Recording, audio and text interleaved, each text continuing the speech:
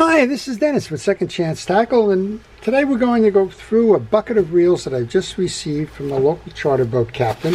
The captain runs a 100-foot boat out of Long Island, and they treat passengers, a lot of regulars, and some, well, they're just out for a day on the sea, and they treat them all to fishing in the south shore of Long Island, which is a very productive fishery, and it's open to all kinds of species of fish.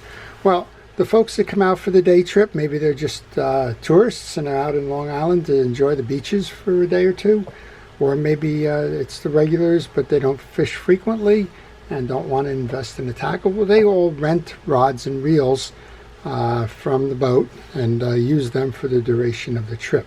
Well, the captain brought in some that have broken and some that he has that just would like a tune-up on. And I thought what we would do today is we would look at those reels and kind of talk a little bit about the pre-diagnosis of what the possible issues may be, rather than, you know, opening up a reel and finding the issue at that time. So that's what we'll do. And the first group of reels he actually gave me are not rental reels. They're from him. And, well, he had asked me just to take care of those. And the first one is an absolute beauty. It's a Newell reel. It's a bigger reel. It's the P454T. This is one of the largest reels that Newell made. It's loaded with braid, backed by mono, so it looks like it maybe has the last 100 or 150 yards of braid on there and then mono behind it. It doesn't make sense to fill a 500 or 600 yard spool with braid if you're only working 30 or 40 feet in water. But the Newell reels, well, they're just treasures, and he asked me just to clean this one up and see what I could do with it. And quite honestly, it's in good condition. Yeah, it shows the wear of a lot of time on the water, and sometimes I get asked this with braid, is there any issues with braid? Well, braid is abrasive, and you can see how it's wearing the paint off of this crossbar here. That's pure braid rub that's causing that. And if you're fishing braid, you also need to be aware of your line guides, because braid can cut into the line guides on your pole, as well as the line guides if you're using a spinning reel. The line guide in your spinning reel can also get channeled because of the abrasiveness of that braid. So just be aware of that. But otherwise, the Newell reels are wonderful reels in this P454. It'll be a pleasure to work on. I will try to do a video on that one. He also brought in a pen. This is a big one, the Pen 309. This is the largest of the pier set. This one apparently has an issue with the level line. Probably the pawl is broken on it. But if you look at it, the reel is in very clean condition. This captain knows what he's doing in terms of maintaining his equipment. This is nice, it's clean, just has an issue with the pawl. So we'll try and figure out what's going on there. Again, you can see the rub, how the rub on the line through the line guide has removed some of the metal plating that's on this particular reel, and you can see the effects of salt water on the metal parts. This is all been reduced. It's I don't want to call it corrosion, but it's wear, maybe it is corrosion, and film that has built up on this reel from being on board in a saltwater environment. Well, and the last one is the middle version of the reels. This one is the 209 pier. Again, this one is in nice condition, suffering the same kind of stuff, a lot of film and dirt buildup on it. This one is running a little tight, so that probably means it's time for some new grease and cleaning and lube. Now, I've done videos on the Pen Pier series, including the Pen 9, which is the smallest of those versions, and I would encourage you, if you need that, just search Second Chance Tackle 209 or 309 or 109, whatever it is you're looking for. You will find the pieces there. Well, let's get to this bucket then. But before we do, I want to encourage you to subscribe to my channel if you do like these types of videos.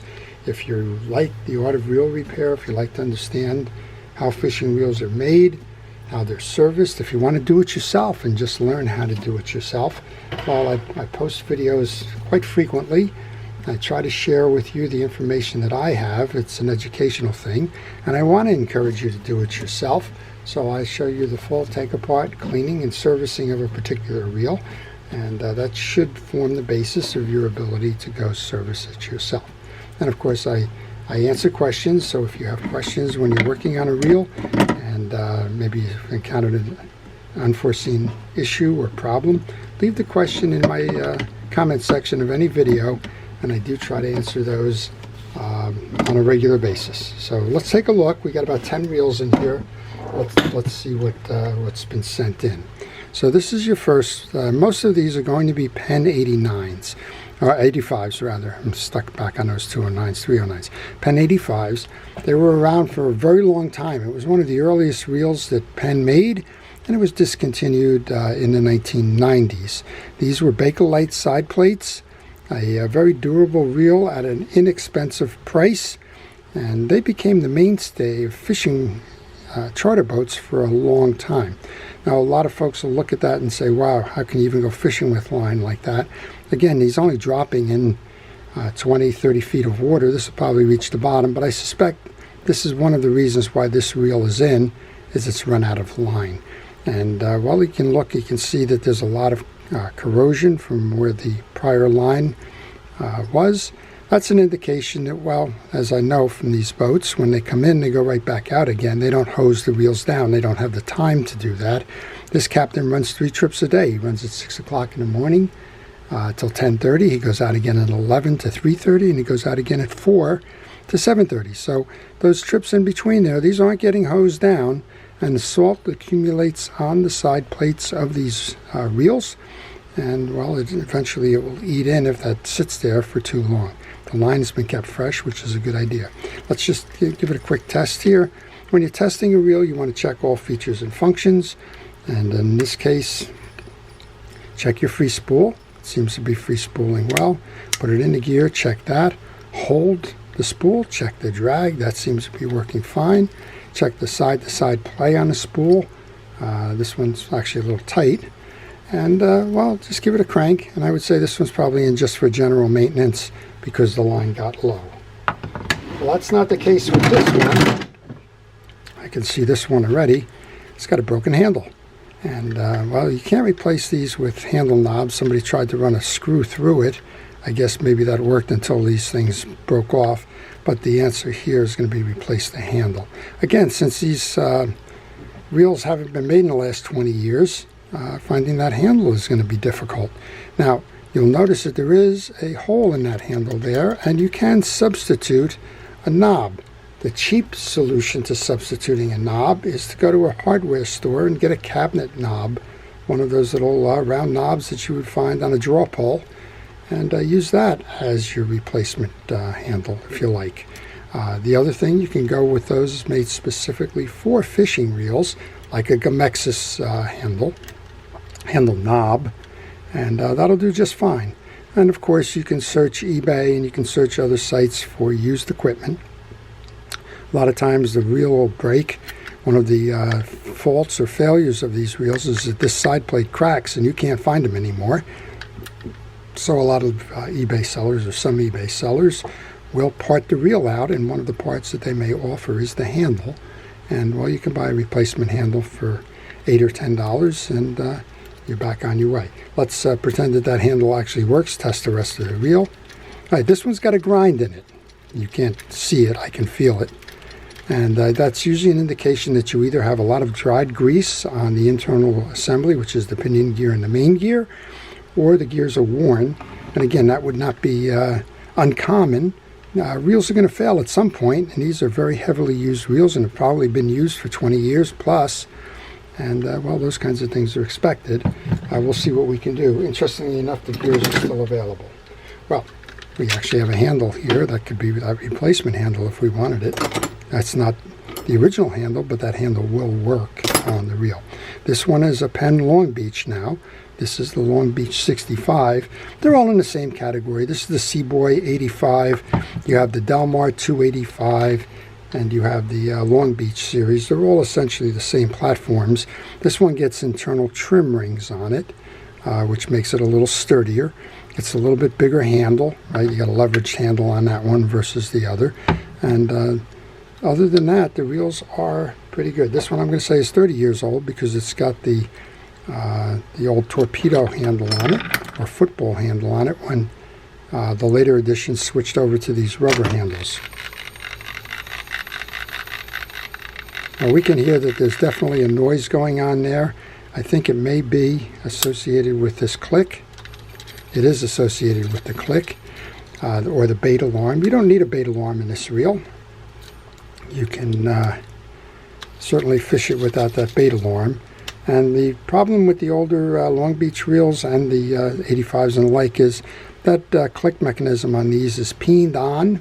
It's pressed in, and you can't replace that easily. You can drill these out and go buy a 209 click tongue.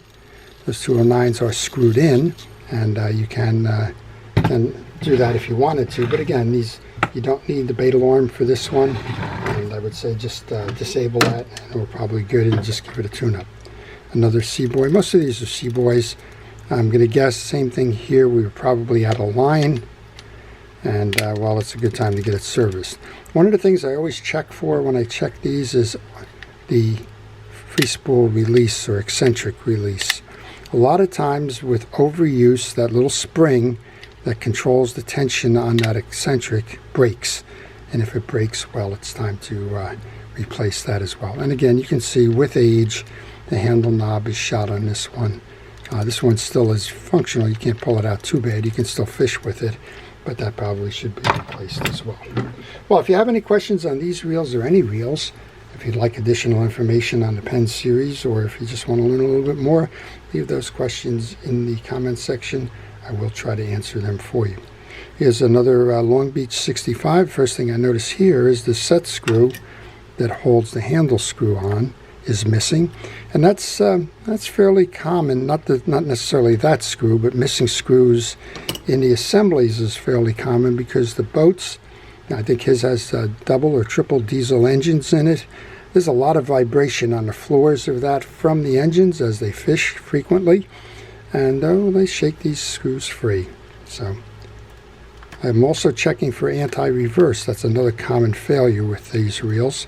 So you want to check anti-reverse, you want to check free spools, you want to check the handle knobs, check the tension on the drag washers, and those are all good early indications of what it is you may need to be working on. This is another one. I guess somebody specialized in throwing through screws there. So that will mark that one up to a broken handle, and this one clearly is a broken handle. And this is where you can see how the handle is mounted onto these reels. This is pressed on, and I got a question. Well, I got a question this morning. Somebody bought a Jig Master and said that the handle shaft here is very loose. Well, in this case, it's not loose. This thing just cracked off of it somehow. But the answer or the solution to that is what you saw on the others. You drill this stud out, or you can snap it off with a pair of pliers. You'll have a hole in there where you can insert a new knob and keep it fishing. A couple more to go. This is another 60, Long Beach. All right, this one's probably the first one that feels like it hasn't been maintained in a long time. You can hear the squeak of the handle, and everything is very tight on this reel. So we're going to say that one looks like mechanically the reel is working, but it needs a good cleaning. Well, just a couple more to go here, but I hope this is proving valuable to you. Here's another one. We've got a lockdown screw, or lockdown washer on the handle screw. That's not part of the original Penn setup, so I guess maybe that's been something that's gone over time. I am noticing that this shaft pulls in and out. That's wear. That's nothing you can do there. And otherwise, this reel's probably got something going on that we don't know about inside, because otherwise it looks like that one should be out there fishing. Just a couple more here. Again, this one looks like probably the same thing that ran out of line and just needs a tune-up. Here's the last one of these. You can see how they used the replacement handle on this one. And again, perfectly acceptable. All these handles work with all of them. Just looking for fractures and the like. That one's fine. And the last one then. So we have one more of these, and here's an example of what we were talking about. A screw has fallen out from the reel seat, and we have a cracked side plate. This side plate I probably can actually find. They don't the gear side plate rarely cracks. This is the one that normally cracks, and you see we lost 2 screws here as well.